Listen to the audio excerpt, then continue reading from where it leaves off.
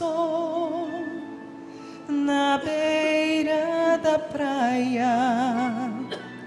Tem coisas que na vida a gente não consegue esquecer jamais, como alguém que morre por amar, saber da dor de Jesus me fez chorar, mas lembra ainda hoje a dor nas mãos, a dor nos pés, a dor dos espinhos. Sofreu Jesus de Nazaré por me amar demais.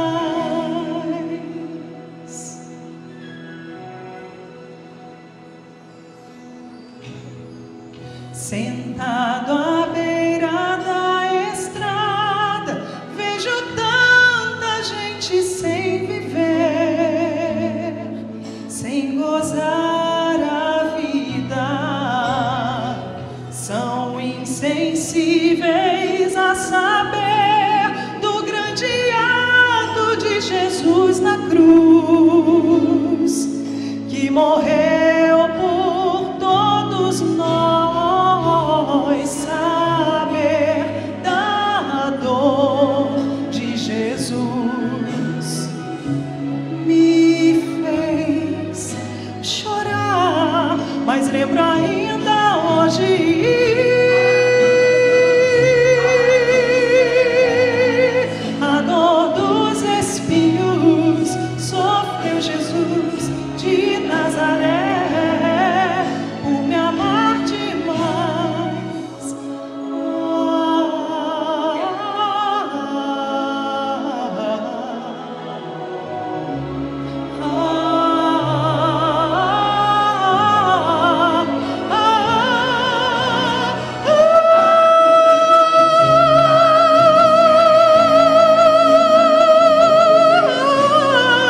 Sofreu Jesus de Nazaré por me amar demais.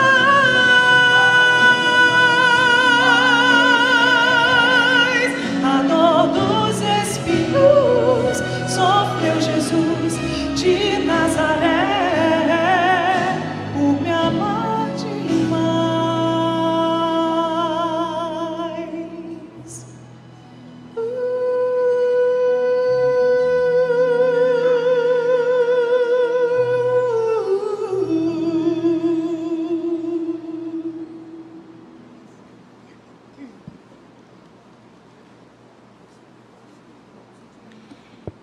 Quem eu sou para vocês? Essa é a pergunta que Jesus fez lá na Galileia e que está fazendo esta manhã para mim e para você.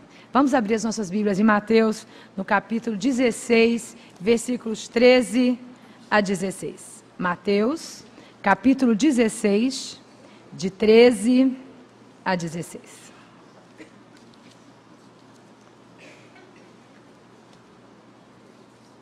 Esse Jesus de Nazaré, Mateus 16, disse em Cesareia de Filipe, indo Jesus para os lados de lá, perguntou aos seus discípulos: quem diz o povo ser o Filho do Homem? Eles responderam: uns dizem João Batista, outros dizem que é Elias, outros dizem que tu és Jeremias, ou até alguns dos profetas. Mas vós, continuou ele, quem dizeis que eu sou? Respondeu-lhe Simão Pedro: Tu és o Cristo, o Filho do Deus vivo. O chamado para seguir a Cristo requer isso. Antes de tudo, uma confissão. Para Pedro, para os primeiros discípulos, essa confissão representou um longo caminho de obediência, entrega sacrificial, serviço e até o martírio. A experiência cristã começa assim, começa com uma confissão sobre quem é Jesus. Toda confissão é clara, objetiva, racional, não diz respeito a sentimento, a achismo, que nós achamos. Confissão não se fundamenta em ideias vagas, em conceitos abstratos ou até subjetivos. Pedro, aqui no texto, reconhece quem Jesus é dentro da história e da teologia. Esta confissão nos oferece uma identidade, nos oferece um caminho, nos oferece um jeito de viver. Essa confissão nos oferece um destino. Paulo entendeu que a sua identidade era uma nova criatura em Cristo. Paulo descobriu que a identidade dele era de servo de Cristo, um prisioneiro de Cristo. Ele disse que ele estava no mundo para realizar a vontade de Cristo. Em Gálatas 3:20 ele diz: já estou crucificado com Cristo e vivo, mas Cristo vive em mim. Esta é a identidade de Paulo, a nova identidade. Ele disse: para mim o viver é Cristo. Essa confissão de Pedro nos aponta um caminho onde abrimos mão da nossa autoafirmação e da nossa realização. Um caminho onde nós aprendemos a orar, não o que eu quero, Senhor, mas o que Tu queres. Nesse caminho, nós tomamos a nossa cruz.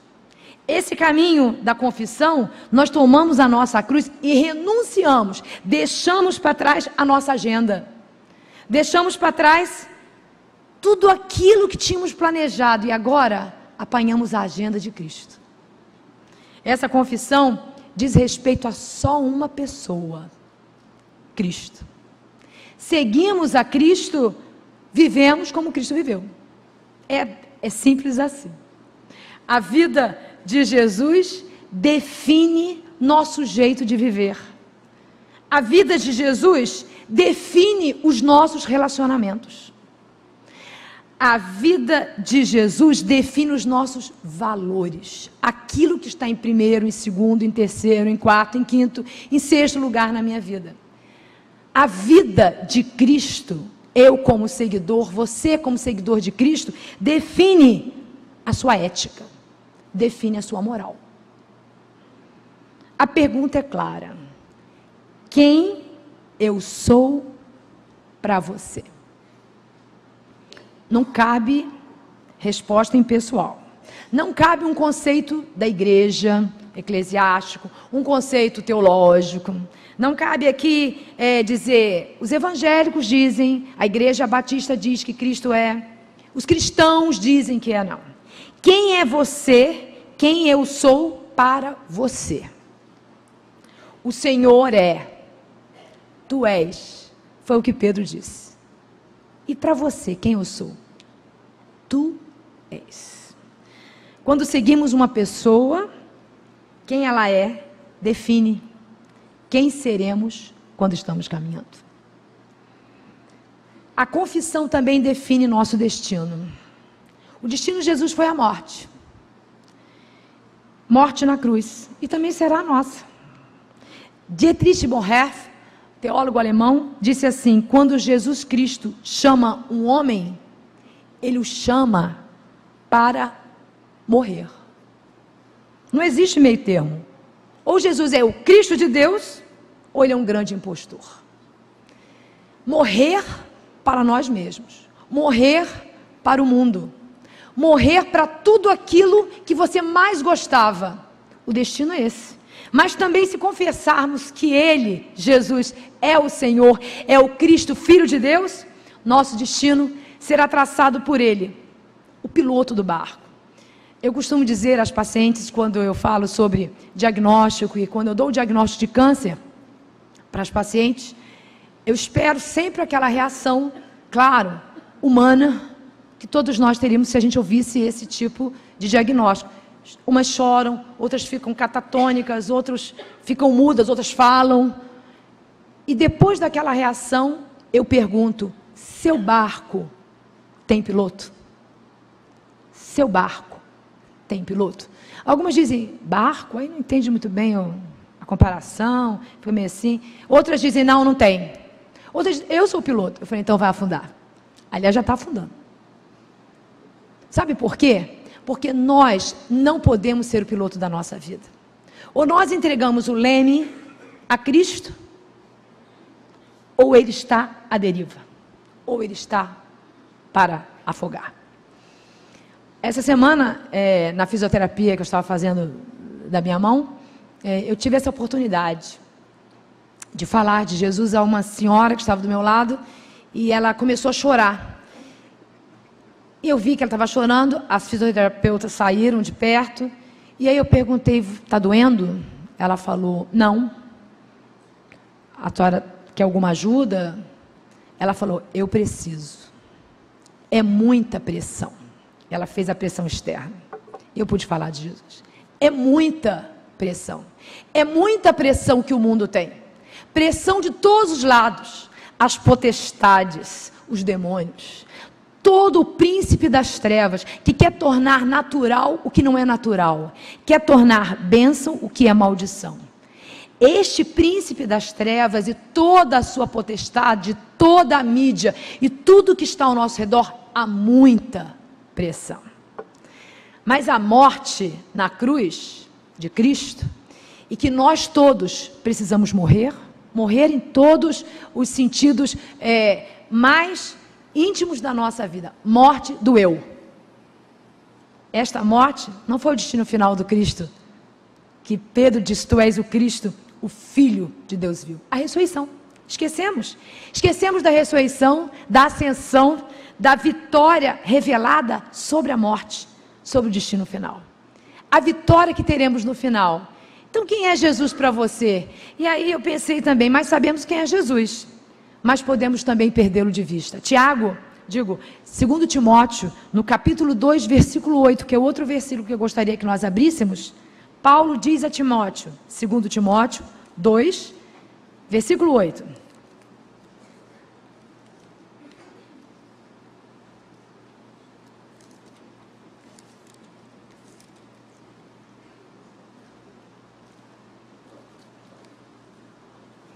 Lembra-te de Jesus Cristo, o ressuscitado dentre os mortos, descendente de Davi, segundo o meu evangelho. Lembre-se de Jesus. Por quê? Por que lembrar de Jesus? Por que essa admoestação na Bíblia?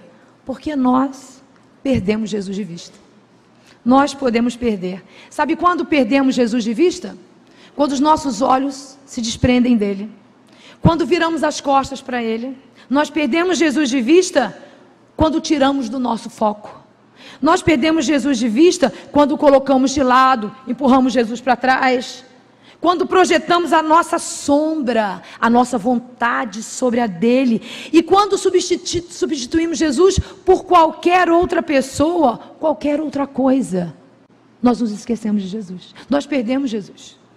Jesus não é o Jesus que absolutamente não podemos perder de vista. Não é um Jesus qualquer.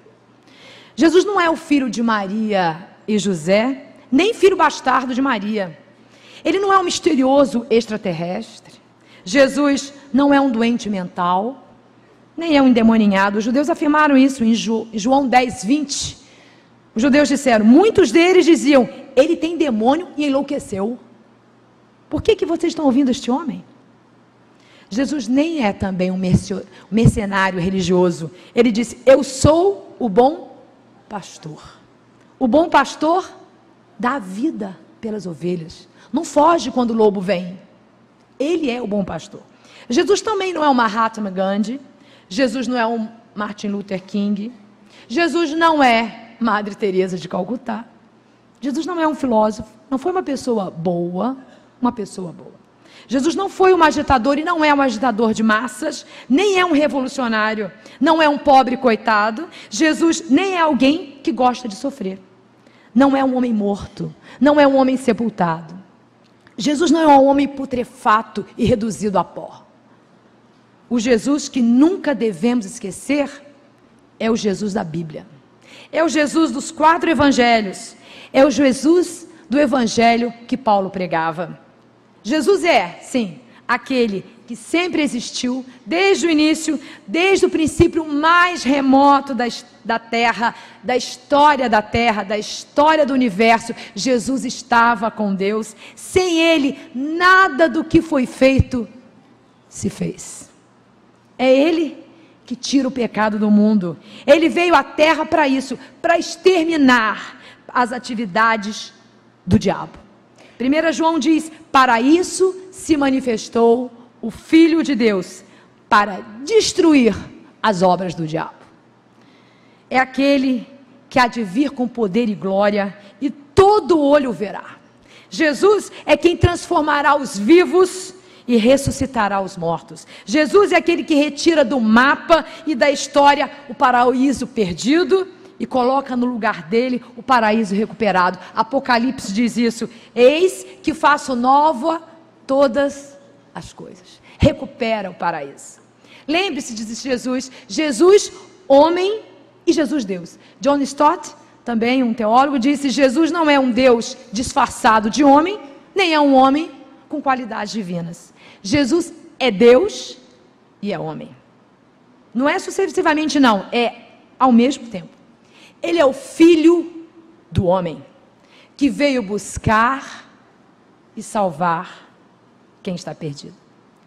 Ele disse que vem a hora que os mortos vão ouvir a voz do Filho do homem. Jesus não deixou de ser Deus quando tomou a forma humana, nem deixou de ser homem quando ressuscitou dentre os mortos. Nós podemos lembrar dos cravos, das marcas, quando Jesus caminhava com os discípulos, quando ele partiu o pão na praia, quando ele assou os peixes, por ser revelação visível do Deus invisível. Jesus não deixou de ser Deus, nem deixou de ser homem, quando ressuscitou dos mortos. Ele está acima das leis que regem o universo. Jesus está acima da criação que ele participou. Por isso, Jesus acalma o mar. Por isso que Jesus acalma a fúria do vento. Por isso que Jesus caminha por cima de uma superfície líquida. Por isso que Jesus transforma 600 litros de água em vinho. Está acima das leis, porque Ele criou as leis. Ele está acima do universo, por isso Ele transformou 600 litros de água na melhor qualidade de vinho. Jesus multiplica pães, multiplica peixes, seca figueira sem frutos. Marcos 4:23 diz que Jesus ia curando toda a espécie de mal e doenças do povo, toda. Sabe por quê? Porque Jesus é Deus e é Filho do homem. Ele cura a mulher hemorrágica, que havia 12 anos sangrando. Ele cura a mulher encurvada, 18 anos encurvada, olhando o chão. Jesus cura aquele homem de Betesda, 38 anos paralítico no poço, esperando uma cura. Jesus reimplanta a orelha de Malco. Jesus expulsa os demônios do Gerazeno e de Maria Madalena. Ele perdoa pecados de mulher pecadora e da adúltera. Jesus ressuscita um jovem que está sendo levado para o cemitério e um homem putrefato 4 dias. Quem é Jesus? Como eu posso me esquecer? Eu posso, você pode se esquecer desse Jesus. Esta é a pergunta que foi respondida em Gênesis. Quem é Jesus? Ele é aquele que esmagará a cabeça da serpente. Ele vai botar um ponto final nessa luta, nesse embate do bem contra o mal. João Batista disse: eis aqui está o Cordeiro que tira os pecados do mundo. O próprio Deus, no batismo de Jesus no Jordão, disse: este é meu filho querido. Jesus disse os 7 exclusivos: eu sou o pão da vida, eu sou a luz do mundo, eu sou a porta das ovelhas, eu sou o bom pastor, eu sou a ressurreição e a vida, eu sou a videira verdadeira.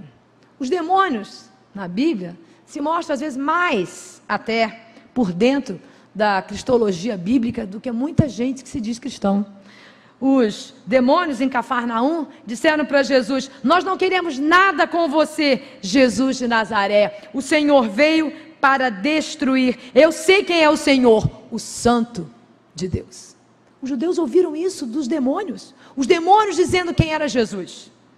Um endemoniado gadareno gritou para Jesus: Jesus, Filho de Deus Altíssimo, o Senhor quer de mim? O que o Senhor quer de mim? Em nome de Deus eu peço, não me castigues. Os demônios declararam que ele é o santo de Deus, o Filho de Deus. A moça dominada por um espírito, lá em Atos, em Filipenses, em Filipos, Paulo dizendo para ela, Paulo e Silas, e ela gritando e adivinhando coisas, e quando ela viu Paulo e Silas, começou a gritar atrás deles, dizendo: estes homens são servos do Deus Altíssimo, e anunciará a vocês como podem ser salvos. Demônios declarando quem é Jesus. Tiago assevera que os demônios também creem e tremem de medo. E por fim, no final da Bíblia, Jesus é aquele que é e que há de vir, que vive, que esteve morto, mas agora está vivo para todo sempre, que tem autoridade sobre a morte, sobre o mundo dos mortos, aquele que tem a chave que pertencia ao rei Davi, aquele que quando abre, ninguém fecha. Jesus é aquele que é o leão da tribo de Judá, quem conseguiu a vitória e pode quebrar os 7 selos do livro que ninguém em lugar algum poderia abrir. Jesus é o alfa, é o ômega, é o primeiro e o último, é o princípio e o fim.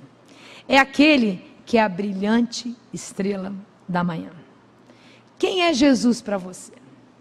Nessa manhã, a gente pensando nas mulheres, a gente pensa não só naquelas que sofrem, mas aquelas que estão aqui, aquelas que estão nos hospitais, aquelas que estão fora do aprisco, que um dia estiveram neste banco, e é tão fácil a gente se perder de Jesus. É tão fácil a multidão impedir que nós nos aproximemos de Jesus. Tem que ter perseverança, tem que manter o foco.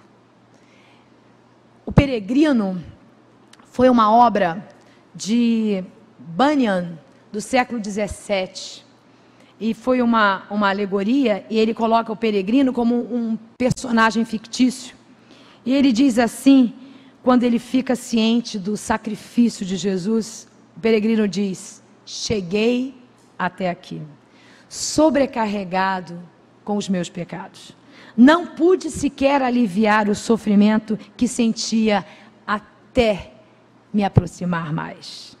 Que lugar é este? Será aqui que eu começo as bem-aventuranças? O fardo cairá das minhas costas bem aqui? As correntes que o prendem a mim vão se romper aqui? Cruz bendita, sepulcro bendito, bendito seja o homem que passou vergonha por mim. Nessa manhã, meus irmãos, estamos próximos da Páscoa. Estamos próximos de lembrar. Precisamos festejar porque esquecemos. Precisamos celebrar a ceia porque temos a tendência de esquecer. Temos a tendência de esquecer quem é Jesus, o que Ele fez por nós.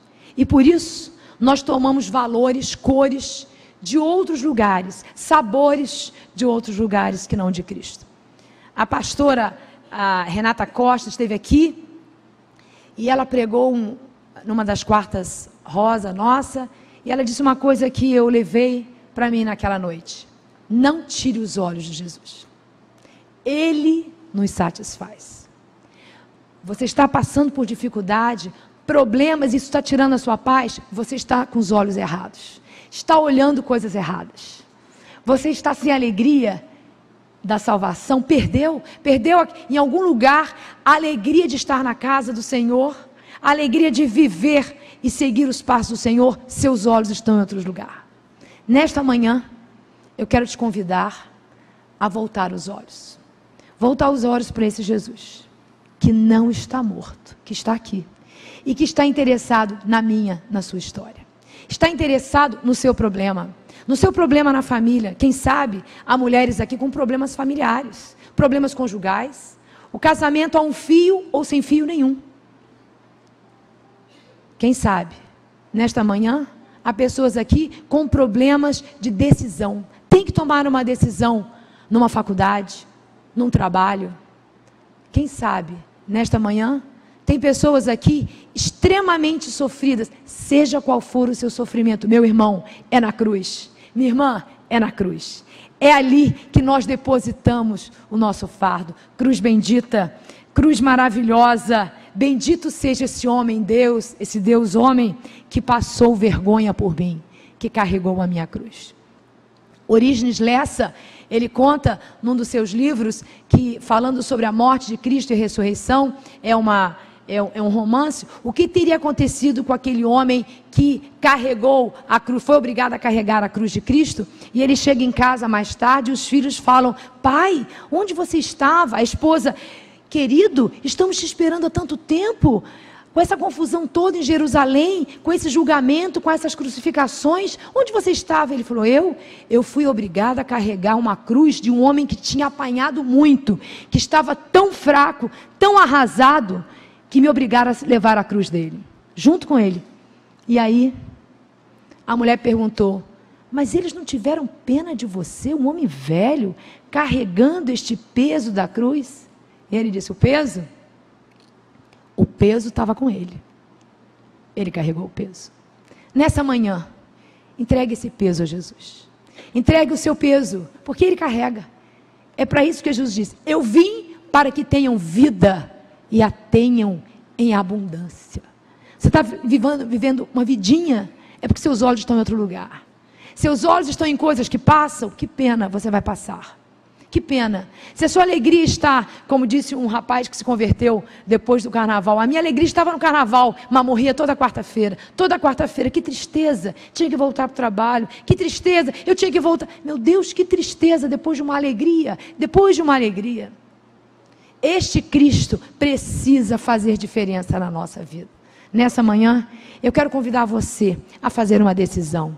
John Edmund Haggai, o fundador do Instituto Haggai, que prepara líderes e evangelistas, disse que toda pessoa no mundo deve ter a chance de ouvir o convite: você quer aceitar a Jesus?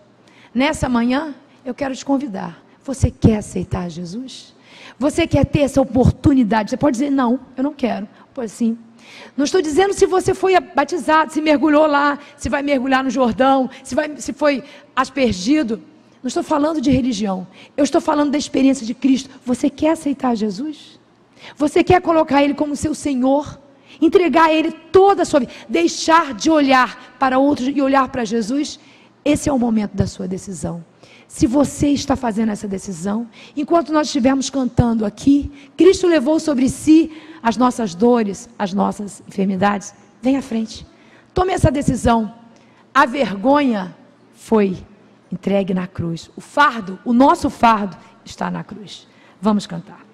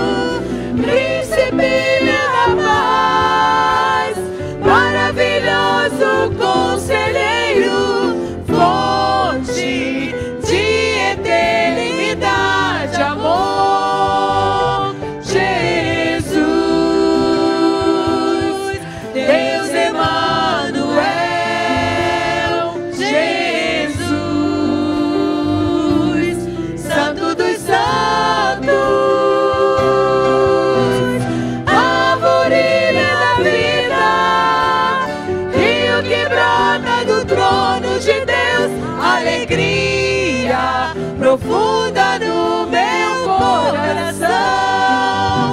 Recebe adoração.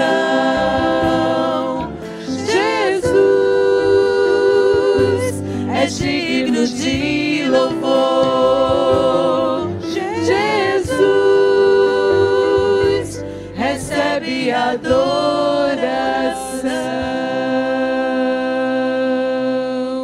Esse é o momento. Eu sei que muita gente está aqui e precisa voltar. Eu sei que muita gente está aqui e precisa dizer: Senhor, eu voltei. Eu voltei. Eu voltei ao lugar de oração. Eu voltei ao teu altar. Eu voltei à tua cruz. Eu voltei. Esse é o momento que você pode dizer também. Vamos orar. Senhor, obrigada. Obrigada porque Cristo faz toda a diferença.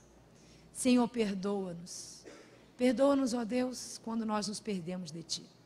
Quando o nosso olhar se perde para outros lugares. Mas, Senhor, Tu és o bom pastor. Tu nos dás vida e vida abundante. Obrigado, ó Deus, porque Tu abres o livro da vida. E o nosso nome, Senhor, está escrito lá. E é nesse nome, ó Deus, que lava com tinta vermelha e lavra o meu nome, o nome de cada pessoa aqui no livro da vida. É que nós louvamos e agradecemos por este sangue. Obrigado, ó Deus, porque Tu não desceste daquela cruz. Obrigada, porque Tu te entregaste inteiramente. Obrigado, ó Deus, porque nós oramos a um Cristo que não ficou naquela cruz, que é vencedor. Por isso nós vencemos. Vencemos as nossas dificuldades, porque o Senhor não ficou naquela cruz. Senhor, dá a cada um, neste dia, nesta manhã, uma manhã de bênção, uma manhã de decisão, uma manhã, ó Deus, de escolha. E que cada um saia aqui com Jesus no seu foco, na sua vida. Porque sem Ti, nada podemos fazer. Muito obrigado, ó Deus, por este dia, por este culto. E agora, ó Deus, leva-nos em paz para EBD, para os nossos lares. E traz-nos de novo, ó Deus, felizes, abençoados e em paz, conosco mesmo e contigo. Em nome de Jesus. Amém.